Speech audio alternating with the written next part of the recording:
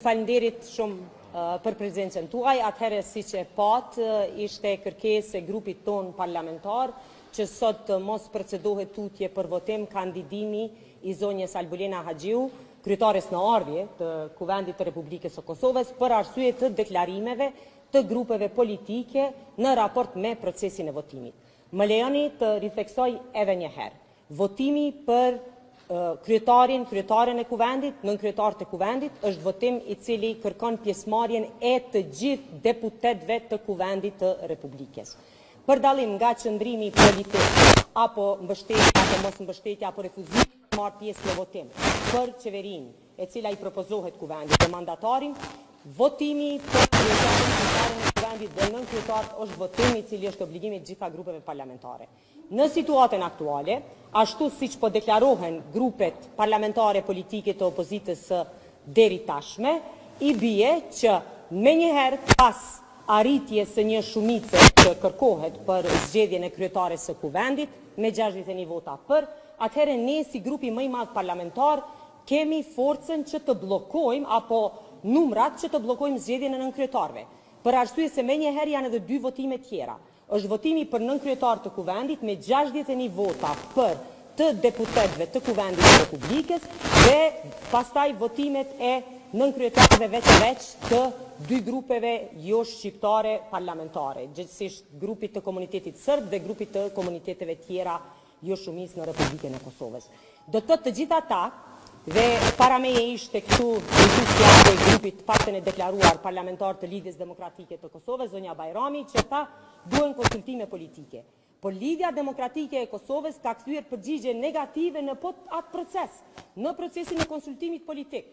Dhe ajo letër që i ka shkruar Lidhjes Demokratike të Kosovës ka qenë për formimin e institucioneve, gjë të cila tani në proces ka ngecë. Do të thotë ne nuk e kemi asnjë qëllim që ta bllokojmë formimin e Kuvendit, gjithsesi konstituimin e leadershipit kryetares, nënkryetarëve të Kuvendit të Republikës. Por me këto qasje, të cilat në mënyrën se si po tregohen ose po barikadohen nga partitë tjera parlamentare, me të vërtetë duhet të dakordohemi me një temë tjetër. Të thrasim të gjitha grupet politike, të konstituojmë Kuvendin dhe të dakordohemi që me 80 vota e shpërndajmë një Kuvendin dhe shtojmë në zgjedhje tjera. Do me thënë, në rrethanat aktuale dhe deklarimet aktuale, kjo duket se zgjedhja më e afërt dhe më e pranueshme. Kështu ashtu kemi pasur vetëm deklarimin dhe ofrimin bile të datave potenciale të kryetarit të Partisë Demokratike, Zoti Vemi Krasniqi, për ato se kur vendi të shkojnë zgjedhje tjera parlamentare, prandaj shumë e thjeshtë. Ne nuk jemi të interesuar që kjo blokadë vazhdojë. Nuk jemi të interesuar sipas disa teorive që duam t'i bëjmë zgjedhjet së bashku, lokale dhe nacionale. Nuk jemi të interesuar që ta shtyjmë këtë situatë pafund deri në zgjedhjen e presidentes. Do të thotë asnjë nga këto skenare nuk është valide.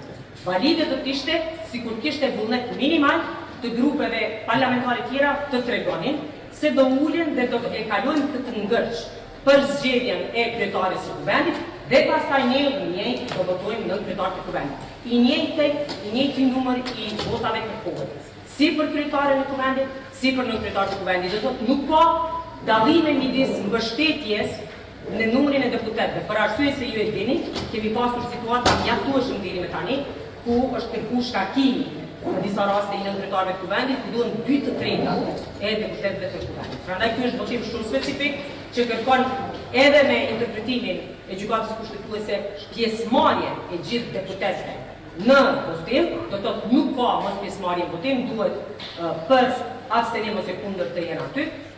Situata është shumë e qartë. Nëse pas 2 dite grupet parlamentare, gjithsesi partitë politike, kanë një reflektim, ne shumë thjesht mund të konstituojmë në tërësi Kuvendin e Republikës së Kosovës dhe të kalojmë në pika tjetër që është votimi.